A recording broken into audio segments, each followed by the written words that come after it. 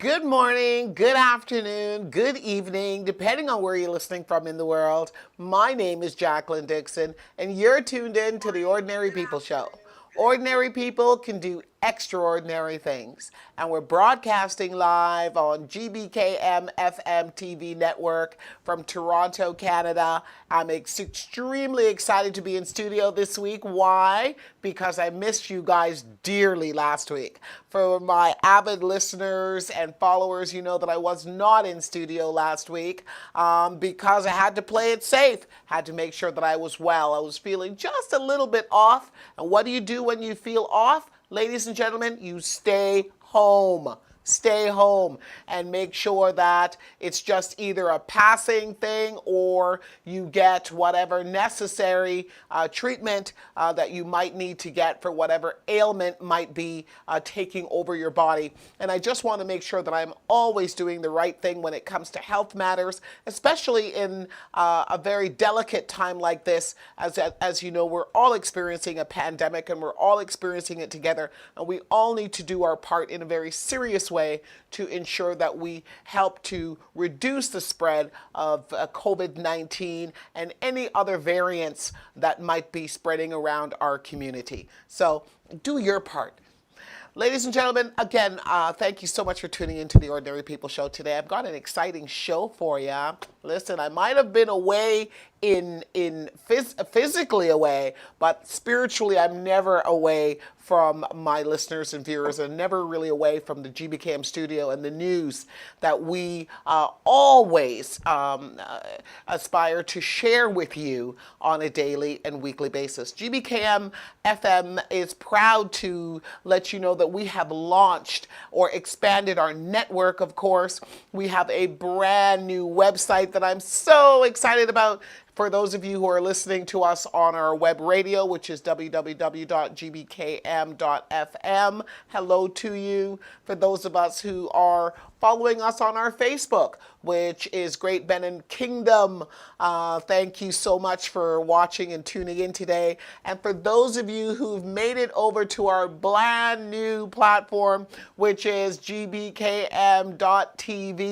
24-hour live television and radio, servicing all of your needs for music and also pumping out the best in R&B, soca, reggae, calypso, Afro beats, and so much more. When we're not filling the airways with those beautiful melodies, we have a number of live programs that you can enjoy throughout the course of the week. So check it out. Check out our new website when you get there. Don't forget to download the app and tell a friend to tell a friend as we grow and spread the message of GBKM TV network throughout the world. Thank you so much. Ladies and gentlemen, I want to thank our sponsor for giving us the opportunity to be on air today, which is New Era Communications.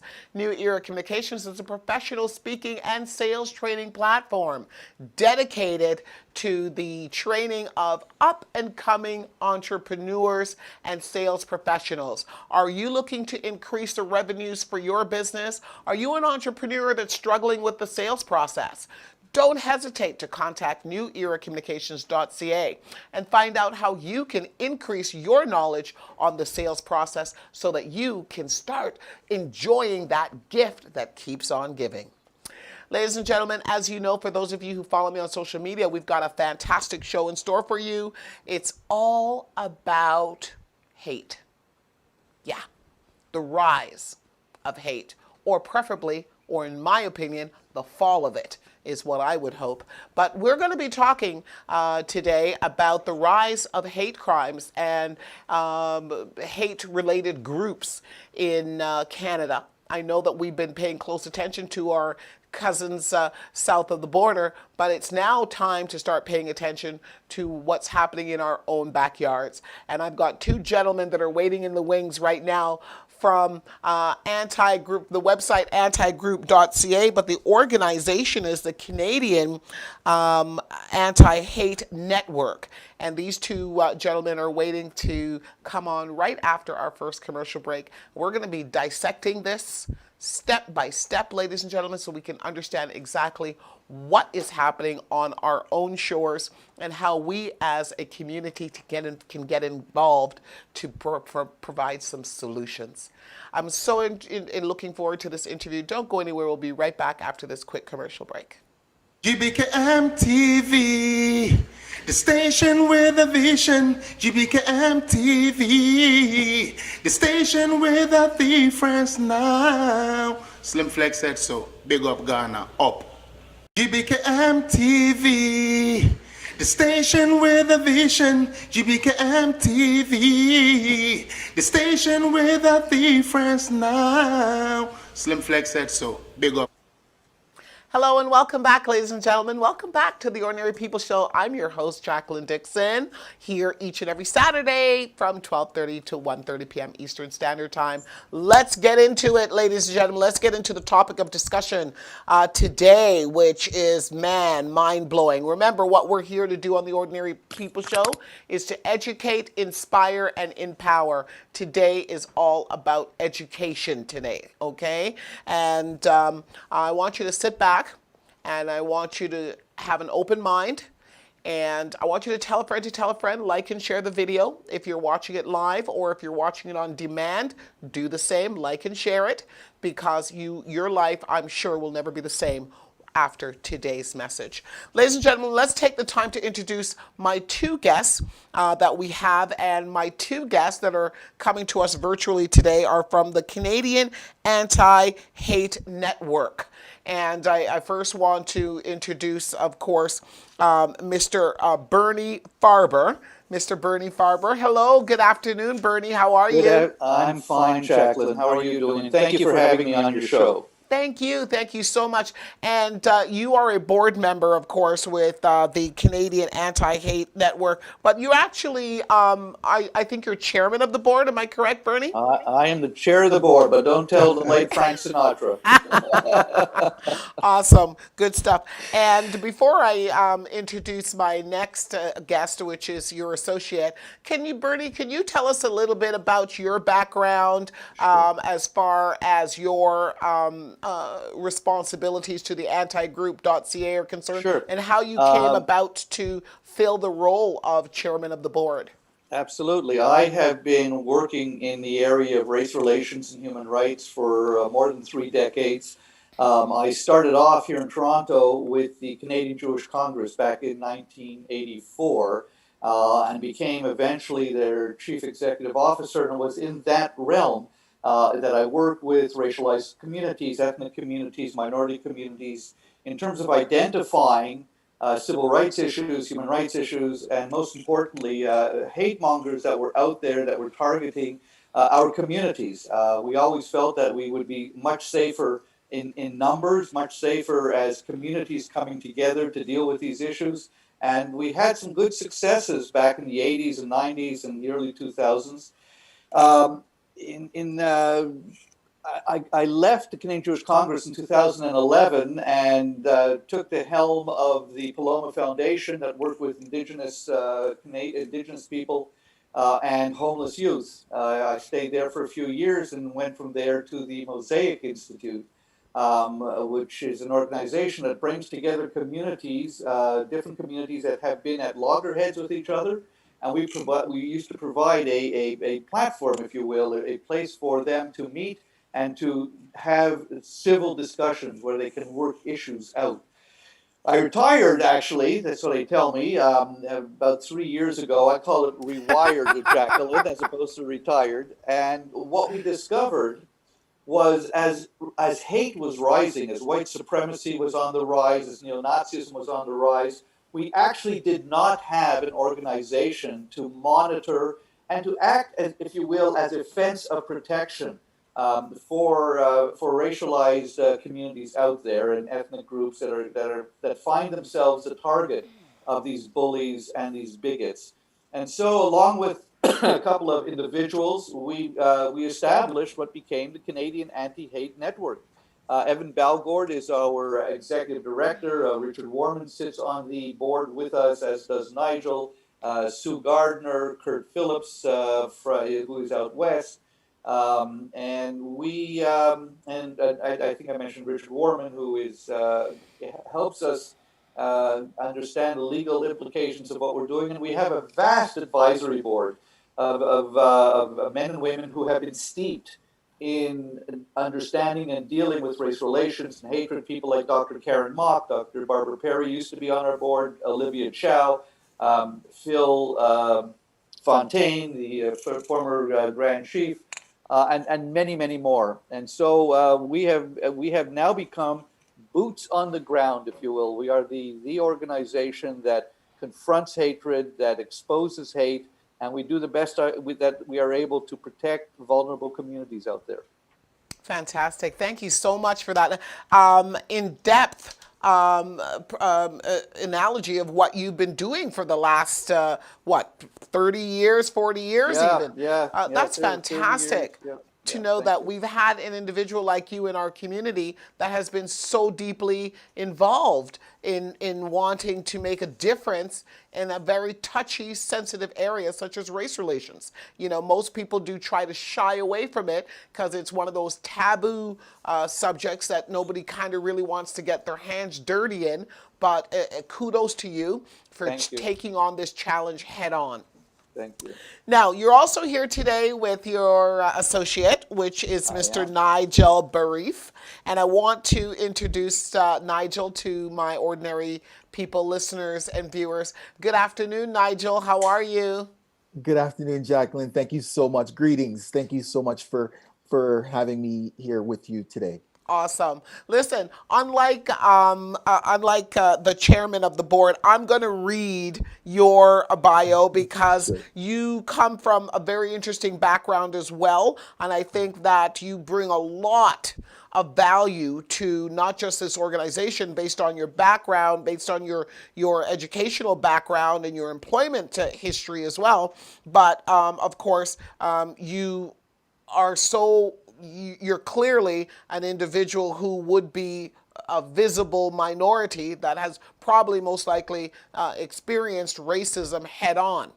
So just to appreciate Nigel for a little bit of, to do with his background as I do, listen to his bio. A community organizer and an elementary teacher with the Toronto District School Board in Rexdale. Nigel is a board member of the Rexdale Community Legal Clinic, a board chair of the Urban Alliance on Race Relations, and a member of the Good Jobs for All Coalition. He was the interim treasurer of the Ontario Alliance of Black School Education and a former co-chair of the African Heritage Educators Network. Nigel's activist work focuses on quality public education, good green jobs, and more just society for all inside and outside of the classroom. His efforts have been recognized through a number of community service awards, including the 2011 Urban Heroes Award and the 2012 J.S. Woodwards Award and the 2014 Jack White Service Awards from the Coalition of Black Trade Unionists. He also holds a master's degree from the Ontario Institute of Studies in Education. Congratulations, Nigel. Wow. That is an impressive background. And I just want to say that we welcome you to the Ordinary People Show. Thank you. Thank you so much. Now listen, I've got two gentlemen who bring a wealth of knowledge, a wealth of education, and a wealth of experience to this platform. And I don't even think 45 minutes is going to be enough for me, to be honest. But I'm going to try to get as much information. We're going to try to cover as much information as we possibly can in the time that we're going to spend together so that we can make a lasting impact on the lives of our viewers and listeners, whether they're watching live or on demand. So let's start off with the very simple question. What is the Canadian Anti-Hate Network?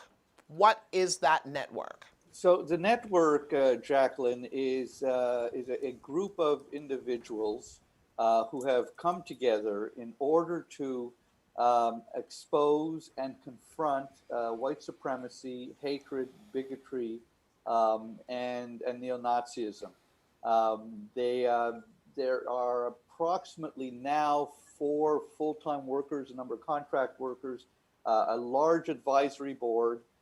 You can find out more about what we do on our website, antihate.ca. For the most part, we have been concentrating really on the very sad rise of organized hatred in Canada. That's obviously our focus. You had mentioned that I go back a long time. Yes, I go back 30 years. And I go back far enough to remember that when hate groups were trying to organize in Toronto, the best that they could do at that time was to stand on corners like Yonge and Bloor, and hand out pamphlets. And if 5 people picked up those pamphlets, that was considered a good day.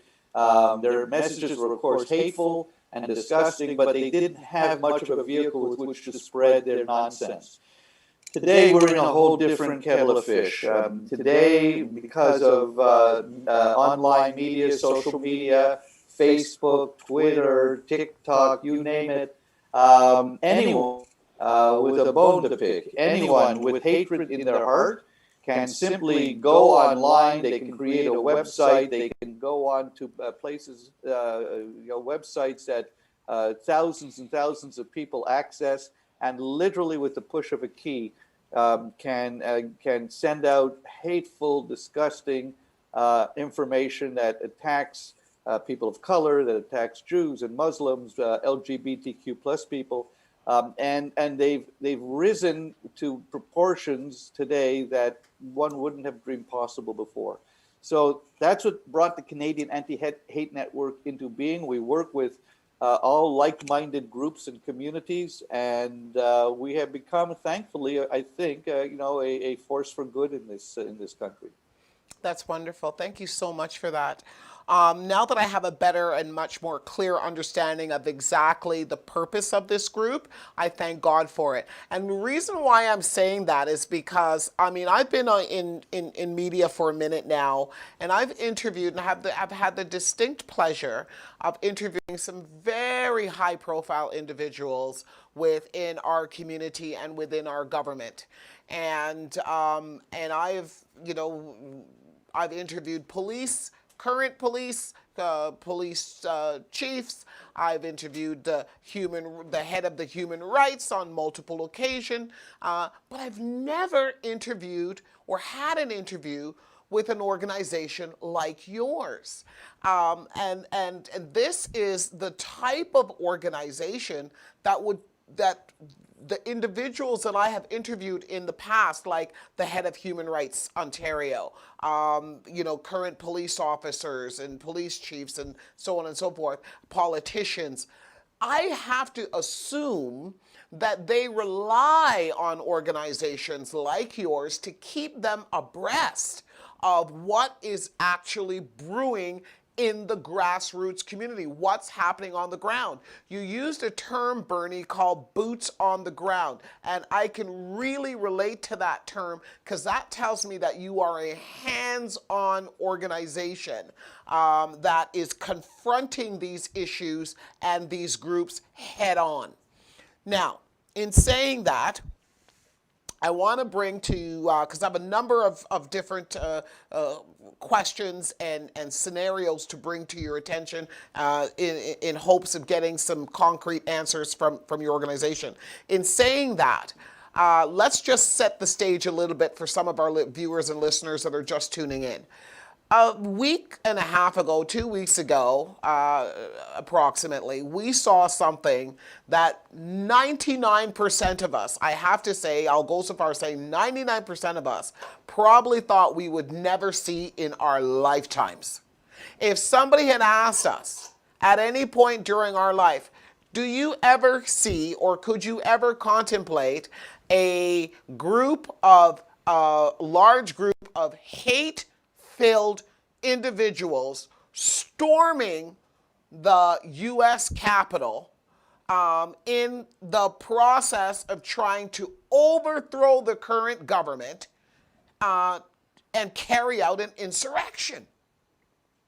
Could you ever see that happening? And I have to say that in me, along with I think 99% of the other people within my community, within my circle, within my network would probably come back and say, absolutely not. Are you insane? But it happened. It happened. And that opened my eyes to a lot. And that is why, and we've come to this point today, and hence why this interview is taking place, because my eyes have now opened up, and I don't believe they'll ever shut again to the fact that we have a problem on our hands that is growing exponentially, and it is not just growing on the southern shores, it is growing right here in our backyard. And it's called hate crimes and hate groups. Can you tell us, in your professional opinion, based on the knowledge and the information that you've gained since forming this organization, has there been a real and significant rise in the number of hate crimes and hate groups within Canada? I'll pose that question to you, Nigel, and then I'm sure Bernie will follow up with that. Has there been a rise, and if so, what is it? Well, I mean, there's much research that has already, and data collection that's demonstrated that there has been a significant increase in anti-Semitic, anti-Black, anti-Muslim, LGBTQ violence. Bernie's already mentioned that, and again, I've from my own observation, and I think from what we've heard from staff, is that this isn't just brand new. It has been happening. We have heard, I have just today, one of another one of our board members was speaking publicly about he's been doing this work for a decade, and Bernie, they've all been doing this work for a decade, but it's been happening. And even leading up to 2 weeks ago, that event, what was going to be happening, we saw that in all of the channels that we follow. Like we're hunting these people. We need to stop it and expose it and put pressure on the police to lay charges, especially to the most egregious. And so I think it's no accident that when the 45th, the previous president, came to power, that Trumpism gave permission for these folks to now come from within underneath rocks and feel proud about what they've been doing. And so that's why I think conversations like this to speak with community about what is happening is so important for me. While of course I come to the work as a school teacher, seeing systemic racism, how its impact within the educational system, I know that we have to have an intersectional approach. I think Martin Luther King, he says that an injury to one is an injury to all. So it means that as a Black educator, I'm standing shoulder to shoulder with our Jewish community members. I'm standing shoulder to shoulder with our Muslim members, my LGBTQ community members, in fighting these are Nazis. These are white supremacists.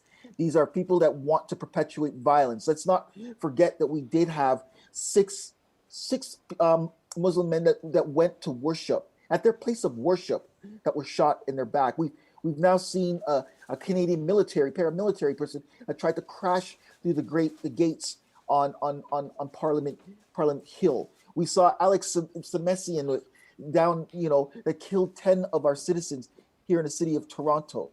This is real violence that we must take serious and that we must all actively work against and fighting against. But coming back to your original question, and I hope I know Bernie has some of the stats on it.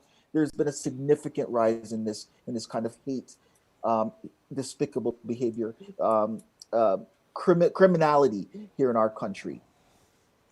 Thank you so much. And Bernie, I'm sure that you can probably add to that very passionate explanation from Nigel. And I really, it hit home for me, Nigel, when you were speaking. It really became very crystal clear how serious this is for you. I could see that. I could hear it in your very passionate explanation. And it makes me more inquisitive as to what we can do and how we can act. You said something which was very profound a little while ago. You said, we hunt these people down. Bernie, what does he mean by we hunt these people down? We are in the dark corners of the online internet chat rooms, places where, Jacqueline, you don't want to go. So just let me just make sure the viewers and listeners understand. So what you're saying is your organization Correct. purposely Yes. delves into these dark rooms. We look for them. You look for them. Okay, go ahead. Nigel is quite correct. We are able to go even where police aren't able to go. We see the chatter that is online. We know what it means. We interpret it. We assess it. We consider, what danger signs are out there. We work closely with police and other authorities as need be. Look, I should tell your listeners, I come from a place where hatred was the final ingredient in the destruction of an entire people. My late father, Max, I tell you his name so that his spirit is alive, because it's partially alive in me. It's one of the reasons that I do what I do. My late father, Max, was a survivor of the Holocaust. He lived in a small village in Poland. There were maybe 750 Jews that lived there before World War II. He was married. He had 2 children, 7 brothers and sisters, cousins, friends. And when Hitler came to power and invaded Poland, Hitler did what he did in all the European nations. He targeted the Jews for ultimate murder. Mass murder, genocide. And by the time the war ended, my father was the last and standing Jewish person from his small village.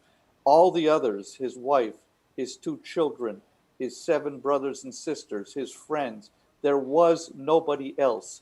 So he made his way as a stateless person to Canada, where he was able to start a new life. But understand that I had no paternal grandparents. I had no paternal cousins.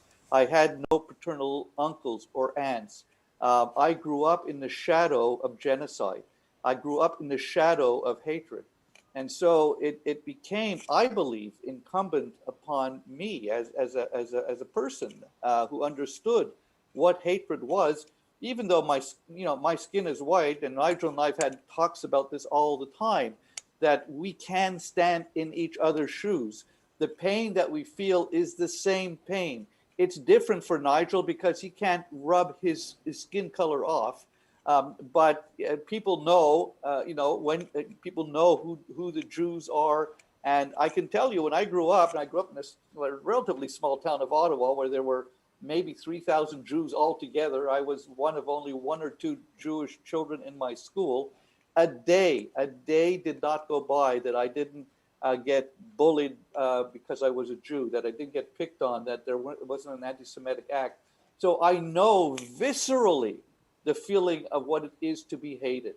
And the job that I decided to do, and others like Nigel and the others that have joined us on our board, Amira El-Gawabi is a Canadian Muslim who is a wonderful activist. She sits on our board as well. We've chosen to do this. We've chosen to hunt out these people that hate, because hatred is what is the germ. It is the virus that destroys society. And so we do what we can to expose it. It sometimes puts us in a little bit of peril. I have to say, we receive death threats and all kinds of threats over the course of weeks. Happens all the time. But we stand our ground because that's who we are. And there's much work to be done, Jacqueline. We're just, sadly, we're a small group. We get funding from, thank God, organizations like BMO has been a major funder. The government of Canada has given us grants, and people have donated to us to keep our vision alive. But there is so much work to do, and we're just scratching the surface. Thank you so much. And we're going to talk more about some of the accomplishments that your organization has been able to achieve, because I was on your website and I was totally enthralled with it.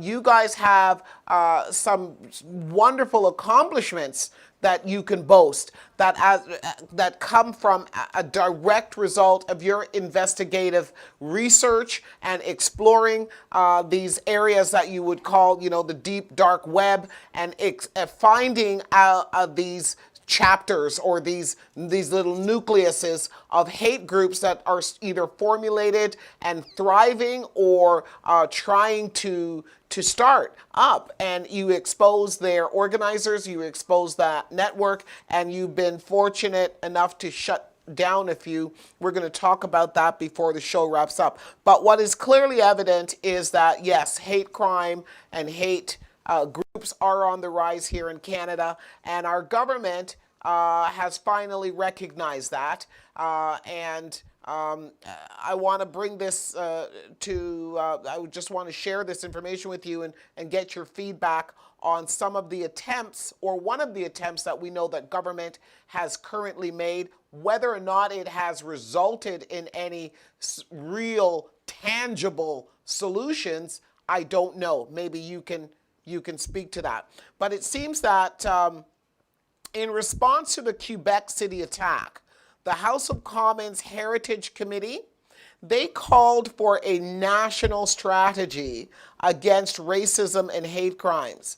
And the report that they released last year offered 30 recommendations, including training for media pundits. Now that is really something. Politicians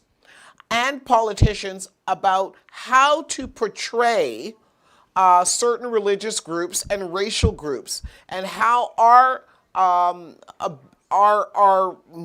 means of portraying them could actually contribute to the climate of hate. And they also called for a better enforcement of laws to prevent racist fake news, and more resources also for police to tackle hate crimes. So where I'm going is this. When I read that, I thought, oh my God, that includes me, even in the simplest way. The minute that you have a megaphone at your disposal, whether you are web radio, mainstream media, it doesn't matter. You have a megaphone, you have listeners, you have viewers, you have people that are going to take in the information that you are sharing, whether it is in a small number or a large number, and information starts to spread. We as media professionals have a responsibility to portray racism in its correct fashion, and to call it out when we see it, and how we relate and share race-related information is critical to the viewer's thought process on how to act when it comes to racist issues or hate-related crimes. And that's a big responsibility that we have in the media. But they're also saying that politicians bear that burden as well. And clearly what we saw on the 6th of January was the culmination of politicians going unchecked for too long in their spreading of fake news and misinformation. And as a result of that, we had thousands of people that were led astray. What do you have to say in regards to that, and the recommendations again from the Canadian government relating to the rise of hate crimes? I think one of the things that, in my opinion, that January 6th demonstrated in Capitol was that we're now at the point where we're the gullible and the dangerous are being brought together because of the internet. And this is what it makes it so important for us in our response and the work that that we're doing, and a lot of the success that Bernie's going to share with you, and we both can kind of share some of the success that we've done. I think in regards, one of the things I do want to tease out for the listeners, because I know that there was some conversation last week, both by the official opposition and also by the government, by the Liberal government, have talked about for instance, declaring the Proud Boys, which the U.S. version of them was identified as the major organizer of that insurrection, of that coup attempt that happened. But here in Canada, there are distinctions between the groups, and our research has demonstrated that. And so, I think that after lots of conversation within our board, we definitely feel that this call to designate, for instance, the Proud Boys a terrorist group, we think needs more conversation. We can't just do a knee-jerk reaction. And I say that to you, as an activist who, I've in my fights against police brutality, I have observed how those types of laws have been used, as opposed to being used against white supremacists. They end up being used against Black people, Indigenous people just trying to protect their lands, right? They're used against many of us from people of color. So I'm very kind of, I think that there needs to be major caution around that. It's not that we're not going to continue to fight Proud Boys here in Canada. That's not what I'm saying. But I think, that word terrorism has already been used in such a way that disparages our Muslim community, disparages Black communities. Even going back to the Panthers, right? It's been used to disparage us. I think calling out systemic white supremacy is exactly what we should be calling. Enforcing the laws that are on the books right now. That's kind of the key, I think, like getting law enforcement to actually lay charges to the most egregious crimes is where we should be, another area we should be focusing on. I'm not sure, Bernie, what do you think? Yeah, Jacqueline, for your listeners to understand, we need a bevy of tools in our tool chest in order to fight hate.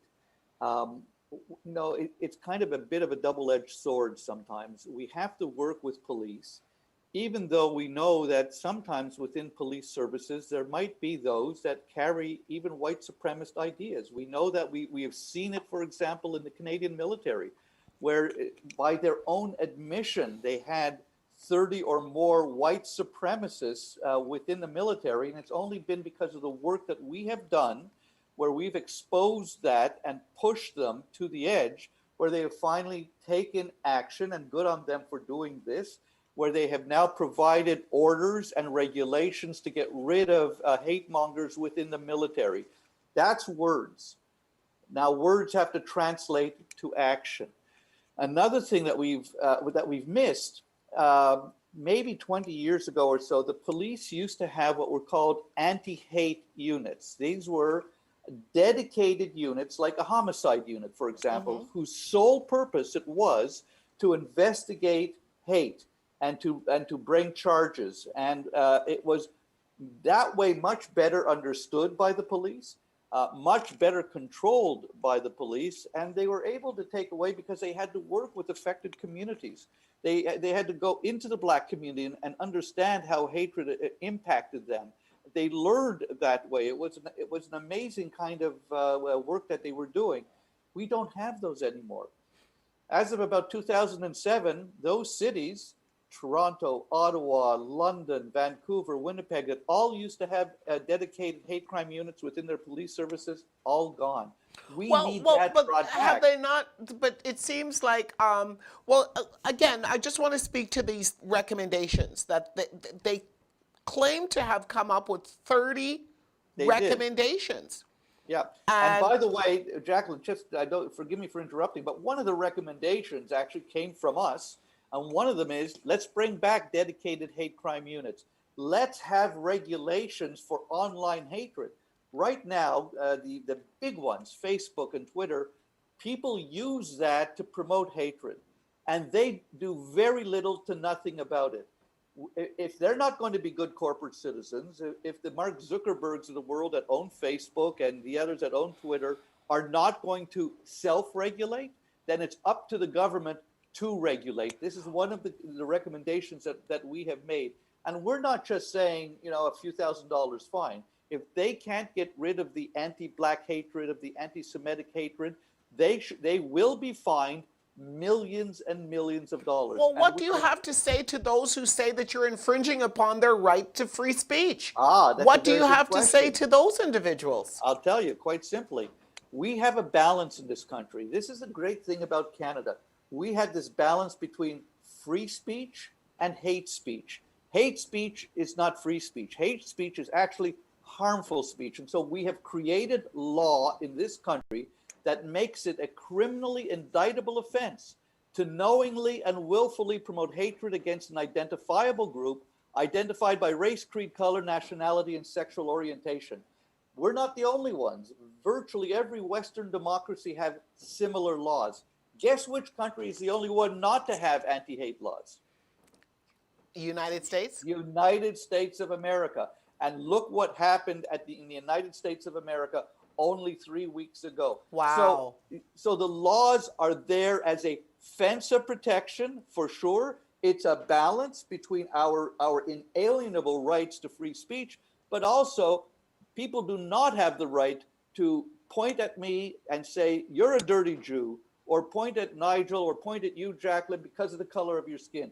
That's not a right that we have in this country, and we have criminalized people who do that. Thank you so much. So talk to me about Proud Boys, because in talking to, Proud Boys is one of many organizations. My understanding is that there are approximately 130 active far-right extremist groups across Canada, according to Barbara Perry, who is a professor and expert on hate crimes. And a former advisor on our board, yes. Right. And there has been a 30% increase since 2015. Correct. I think we remember what happened 2015, 2016. Here comes Donald Trump, right? Yep, so there's been a 30% increase since then. And there's 130 active hate groups. But before we even get into the 130, let's talk about Proud Boys. So what is this I'm hearing about Proud Boys, where the founder of Proud Boys, I've been told, is actually a Canadian? Is that correct? Yes. Gavin McInnes is the founder of Proud Boys. Sadly, he is a Canadian. Proud Boys are a bunch, as Nigel quite rightly noted, a bunch of bigots and thugs. But they're not terribly coordinated here in Canada. As a matter of fact, the most extreme element of the Proud Boys in Canada broke off from them, and they call themselves Proud Boys Canada First. And so Nigel is quite right. We have to be very careful about who we apply the terrorism label to. There are other groups, very, very dangerous groups that we have already pre-identified that should be labeled as terrorist organizations. They are Atomwaffen, which is a violent neo-Nazi group. They are the Base, and 09A, which is a Nazi death cult that was actually, we believe, involved in the murder in September of a Muslim gentleman in front of his mosque in Rexdale.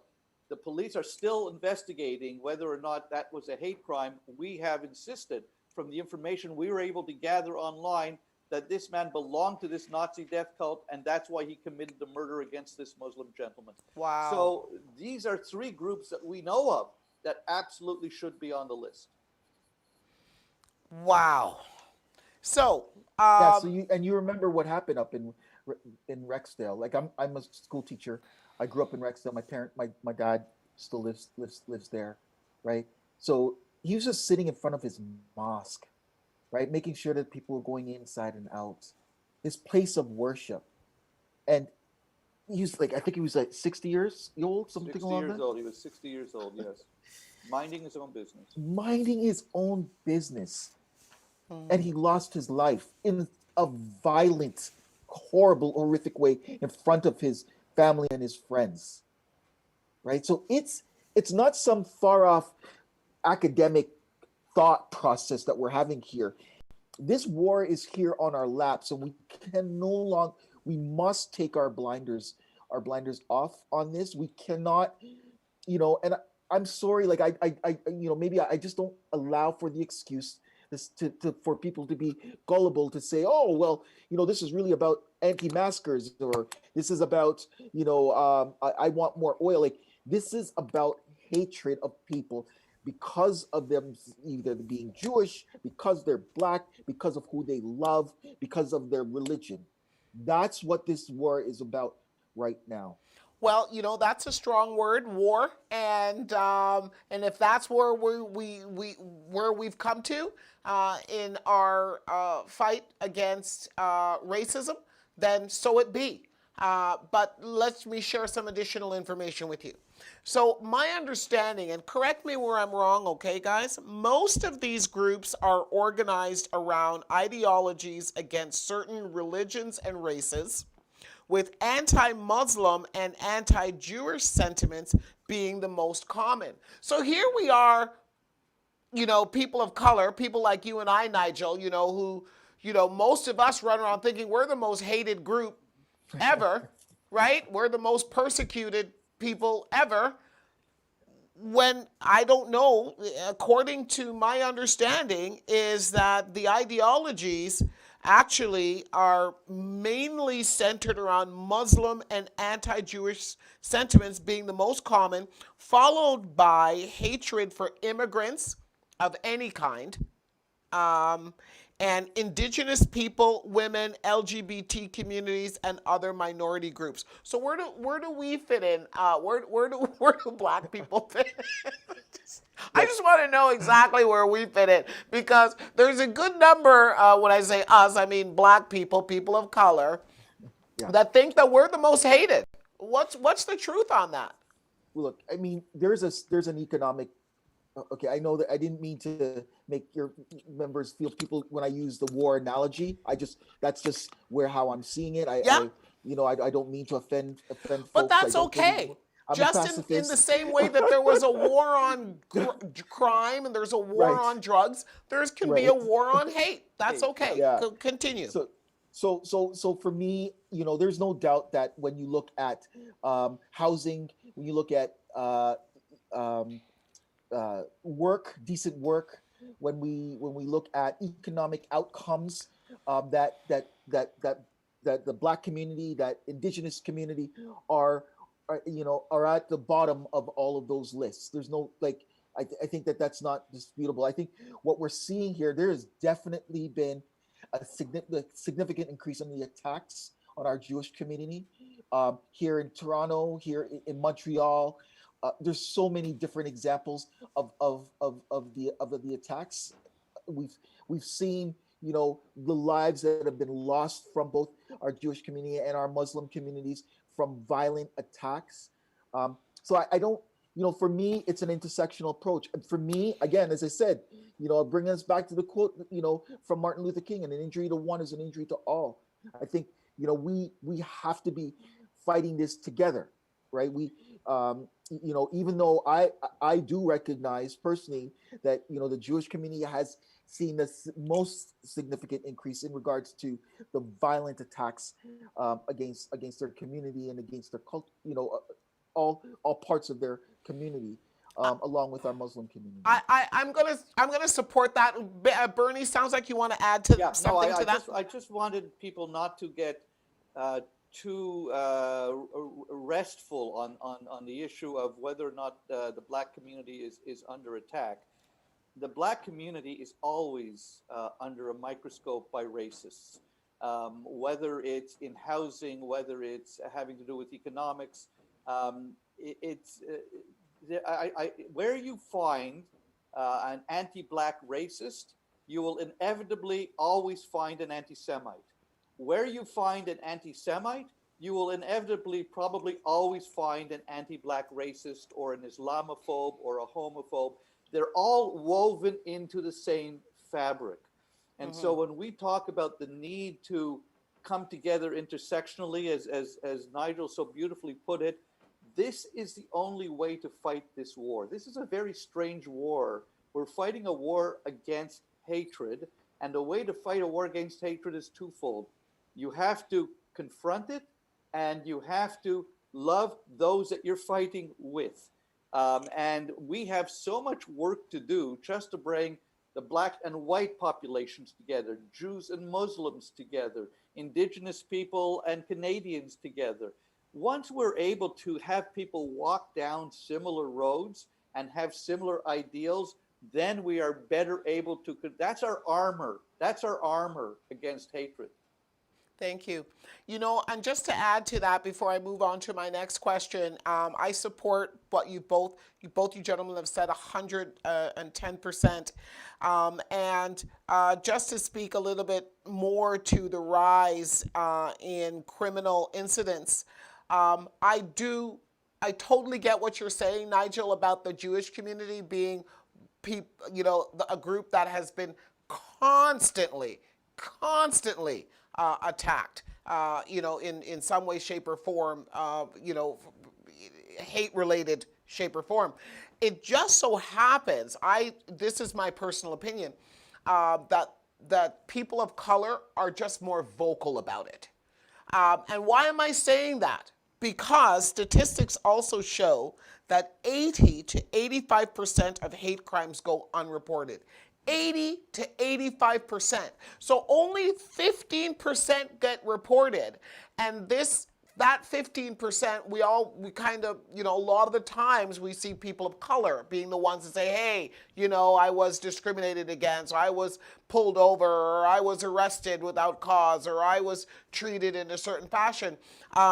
But if realistically, the 80 to 85%, which go unreported, started reporting, we would see a much more broader representation of exactly what communities are being affected more so than others. But to speak to Bernie's response, which is where you find an anti-Semite, you will likely find a person who also hates people of color as well.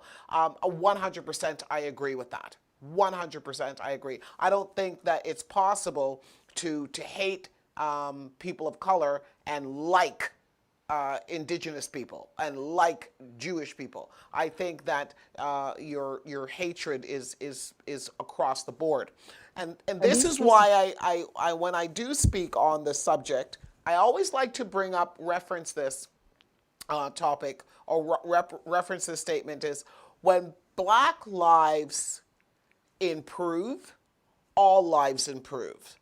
So because what is happening to that black person, the trickle-down effect is the Jewish person and the indigenous person and the immigrants and vice versa, right? So that's what I believe wholeheartedly. But just statistically, just to bring some evidence or share some evidence, there has been an increase in violent crime by 38%. And that includes assault, uttering threats, criminal harassment, and more, according to Perry.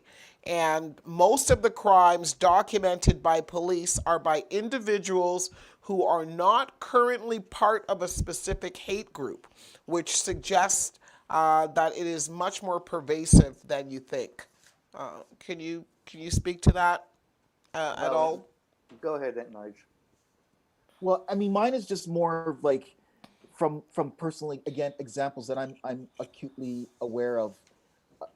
I mean, it's there. We're talking when you're dealing with hatred, they're equal opportunity hate because they're even looking at women and not, we're leaving that whole piece out too, and the misogynist that goes along with it also. But what we're seeing, our public servants that are attacked on a daily basis. I know personally school teachers that are receiving hateful messages at their place of work. I know a school principal in Toronto District School Board in High Park right now that has been that continues to be verbally attacked by folks in the community.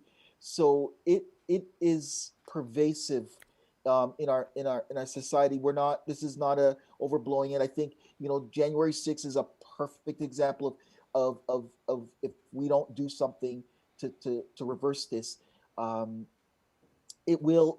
That's where we are going. Okay. And And can I? I know we're running a little short of time, so I Yes. just want to say two things. We have moved from hateful words of the past to hateful actions of the future and the present and the future. So right now we have seen hatred full bore. We've seen words scrawled on walls. That's moved to actual assaults and murders. That's where we're at today. And by the way, for your listeners, on Monday, keep your eyes and ears open. There will be a poll that's being released by the Canadian Race Relations Foundation that I think will stun a lot of people in terms of the real numbers out there, as well as how Canadians are feeling about hatred in society. It's something to keep an eye out for, and you're hearing it first on this show. Thank you so much. Thank you so much for that breaking news. There you Okay, go. and I saw your cute one pop in there on you, Nigel. Aw, that was so awesome. We're all working So from home, I'm right? gonna, Yes, we I are. know. So I'm gonna ask one question in two parts to wrap up the show. Two parts. Okay, how does an individual know when they've joined a hate group? And what can we, as members of the community, do in our simplest way to try So to combat the growing interest in hate crimes slash groups in Canada? So let me do part one, and Nige, if you're comfortable, then you can do part two. Part one is actually very simple. People with hate in their hearts actually look for this. So when they go online, because that is the place where it's most prevalent, that is where most individuals become radicalized towards hatred. Um, People who don't hate will not be radicalized into hatred. People who already have hate in their hearts, and they could have learned it at home, they could have learned it amongst their friends, they could have learned it in their readings, but they're ready. They're looking for something, and they find it online, and that's why we have to do what we can to train teachers, police, and others how to recognize the signs of radicalization going forward. Nigel, I'll leave you to part two.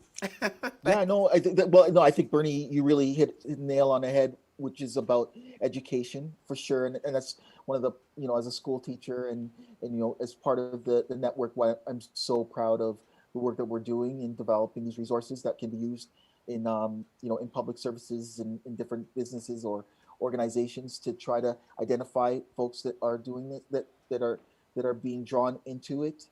I mean, from a purely, for those of your listeners who are like, oh yeah, I'm ready to do something right now. I mean, it will just call your or dial, call your MPP and your MP and ask and tell them that our police services should be held accountable to lay charges to the most egregious examples that they can just look at our website and see what we're reporting on, report, like, lay those charges, bring those people in.